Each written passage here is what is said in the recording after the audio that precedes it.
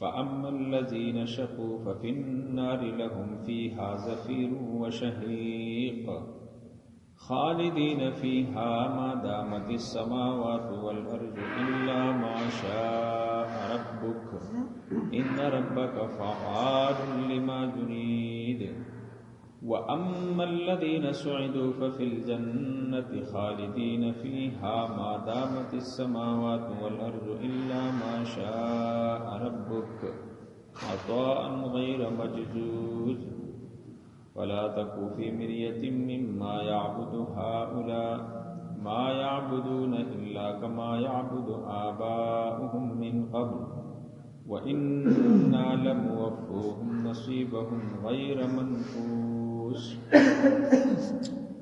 فأما الذين شقوا بس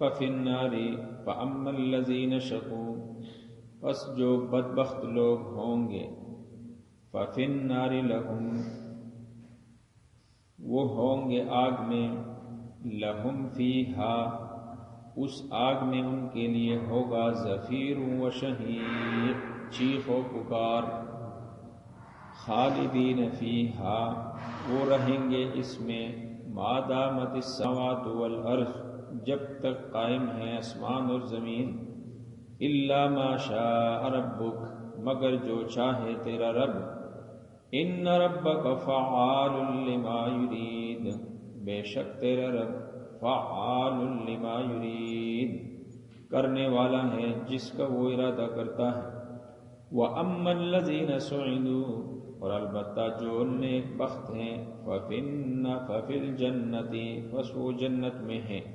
خالدین فیہا اور وہ اسی جنت میں رہیں گے ما دامت السماوات والارض جب تک آسمان اور زمین قائم ہیں الا ما شاء ربک مگر جب تک تیرا رب چاہے عطاء غیر مجروز عطا کردہ چیزیں غیر مجروز وہ کم نہیں ہوگی ختم نہیں ہوگی فلا تکو پس آپ شک فلا تکو فی مریۃ پس آپ شک میں نہ ہو مما اس چیز کے بارے میں یعبد ہؤلاء جن کی یہ عبادت کیا کرتے تھے ما یعبدون الا کما یعبد یہ عبادت نہیں کرتے الا مگر کما یعبد آباؤہم جس طرح عبادت کیا کرتے تھے ان کے آباء و اجداد من قبل اس سے پہلے وَإِنَّا لَمُوَفُّوهُمْ نَصِيبَهُمْ اور ہم انہیں پورا پورا دیں گے ان کا حصہ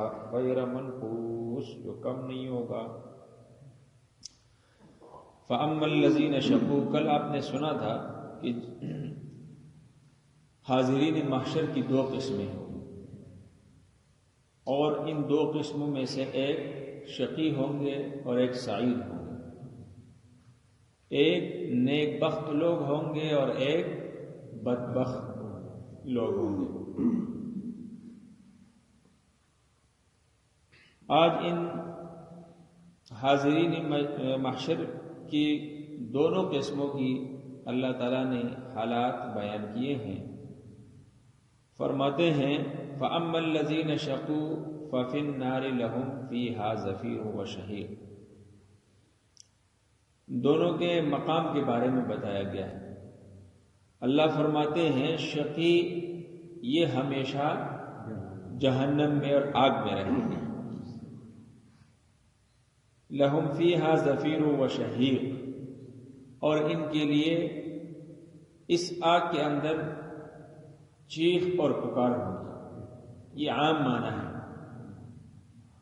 زفیر کا معنی گدے کی ابتدائی آواز کو کہا جاتا ہے اور شہید گدے کی آخری جو مدھم سی آواز وہ نکالتا ہے اس کو کہا جاتا ہے یعنی ان کافروں کی جو چیخ اور پکار ہوگی وہ گدے کی آواز کی طرح ہوگی یہ گدے کی آواز کی تخصیص کیوں فرمائی ان کے لیے اس لیے کہ قرآن کے اندر اللہ فرماتے ہیں ان انکر الاصوات لصوت الحمیر حمیر گدے کو کہا جاتا ہے عربی میں اللہ تعالیٰ کو تمام جانداروں کی آوازوں میں سے ناپسندیدہ آواز گدے کی آواز ہے، اور جب بھی گدھا آواز نکالے اس وقت اعوذ باللہ من الشیطان الرجیم پڑھنا چاہیے۔ گدھے کی آواز ہے، ہر رجیم سے، ہر شیطان مردود سے پناہ مانگنا چاہیے اللہ سے۔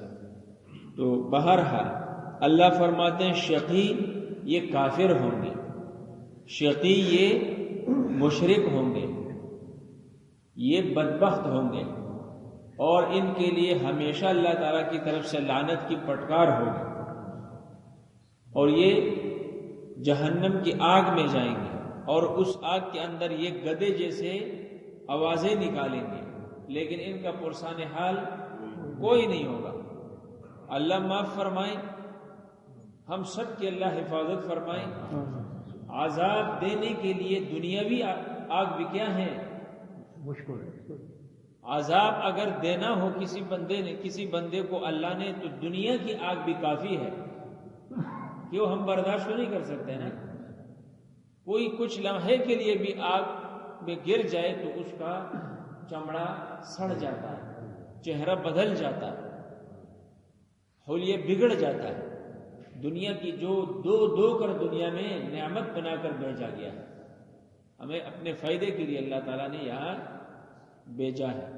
69واں حصہ ہے، 69 حصے وہاں ہیں، اور 70واں حصہ اللہ نے دنیا میں۔ اگر وہاں اس آگ سے عذاب دینا اگر مقصود ہوتا تو اس آگ کے ایک گولہ مارنے سے بھی انسان ختم ہو جاتا، ہلاک ہو جاتا، برباد ہو جاتا، لیکن اللہ نے ختم نہیں کرنا بندے کو۔ اس لیے قرآن اس پہ گواہ ہے کہ لا يموت فیہا ولا یحیا، کہ وہاں نہ موت ہوگی نہ زندگی ہوگی، مطلب عذاب ہی عذاب ہوگا، درد دکھ ہی دکھ ہوگا، تکلیف ہی تکلیف ہوگی۔ اللہ ہم سب کی حفاظت فرمائے۔ تو یہ مقام ہے شقی لوگوں کا، بدبخت لوگوں کا، کافروں کا، مشرکوں کا۔ اللہ فرماتے ہیں خالدین فیہا، اس عذاب کے اندر یہ ہمیشہ رہیں گے، ما دامت السماوات والارض، جب تک زمین اور آسمان کا نظام۔ اور یہ بات تو پکی ہے نا کہ جب قیامت آئے گا، سور میں پھونکا جائے گا تو زمین بھی ختم ہو جائے گی، آسمان بھی کیا ہو جائے گا؟ ختم ہو جائے گا۔ پھر اللہ نے کیوں فرمایا کہ بھئی جب تک دوام ہے آسمان کو، جب تک دوام ہے زمین کو۔ تو قرآن اس پہ گواہ ہے۔ اللہ فرماتے ہیں یوم تبدل الارض غیر الارض والسماوات مطویات بیمینہ، اللہ فرماتے ہیں اس زمین کو ختم کیا جائے گا، اس آسمان کو ختم کیا جائے گا، اس لیے کہ یہ عارضی ہے۔ اس کے بعد یوم تبدل الارض، اس زمین کے بدلے ایک اور زمین بچھائی جائے گی، بنائی جائے گی، ایک اور آسمان بنایا جائے، اور وہ ہمیشہ کے لیے ہوگا، اس نے پھر ختم نہیں ہونا ہے۔ جب نہیں ہونا ہے تو ان کافروں پر یہ جو عذاب ہے، یہ جو ذلت ہے، رسوائی ہے، یہ بھی ختم نہیں ہونی ہے۔ اللہ معاف فرمائے۔ الا ما شاء ربک، جب تک تیرا رب چاہے، ان ربک فعال لما یرید، بے شک تیرا رب کے لیے کچھ بھی مشکل نہیں، جس کا بھی ارادہ کرے ہو جاتا۔ وَأَمَّا الَّذِينَ سُعِدُوا، یہ بدبخت لوگوں کی ایک مقام جو ہے ان کا اللہ نے کہا۔ اب نیک بخت لوگ، وَأَمَّا الَّذِينَ سُعِدُوا فَفِي الْجَنَّةِ، اللہ فرماتا ہے نیک بخت لوگ، اچھے لوگ کہاں ہوں گے؟ جنت میں ہوں گے، اور ان نیک بخت لوگوں سے مراد ایمان والے ہیں، مسلمان ہیں، جن کے سینے میں ایمان ہے۔ ہاں یہ بات الگ ہے کہ بھئی اگر کوئی گنہگار ہے، کوئی نافرمان ہے، اللہ حدیث ہے فرماتے ہیں کہ بھئی گنہگار مسلمان ہے، وہ اپنی گناہ کی سزا کاٹنے کے بعد جہنم سے نکلے گا، وہ جنت میں ہمیشہ کے لیے جائے گا۔ تو مسلمان نیک بخت ہے، کافر بدبخت ہے۔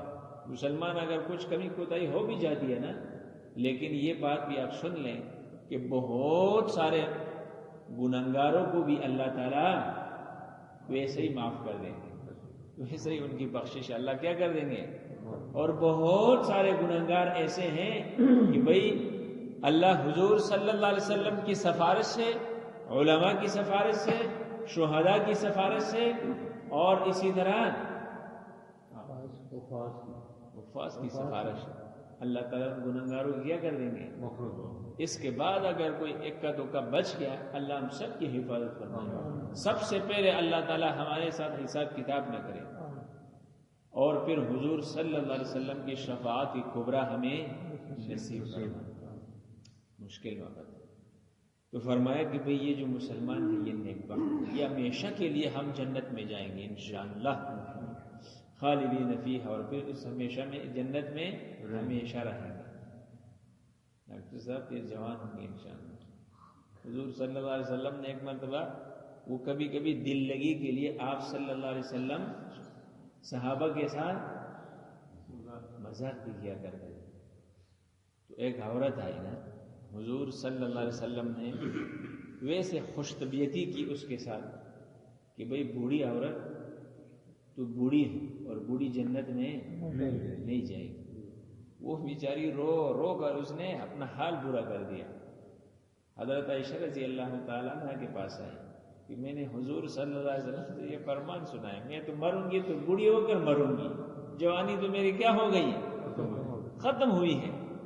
تو حضور صلی اللہ علیہ وسلم نے جب سنا، اس کی حالت کو دیکھا، اس کو تسلی دی اور کہا ماں جی تو مرے گی تو بوڑھی لیکن اٹھے گی جوان، اور جنت میں جائے گی جنت کی حوروں کی سردار بن کر، جنت کی حوروں کی سردار۔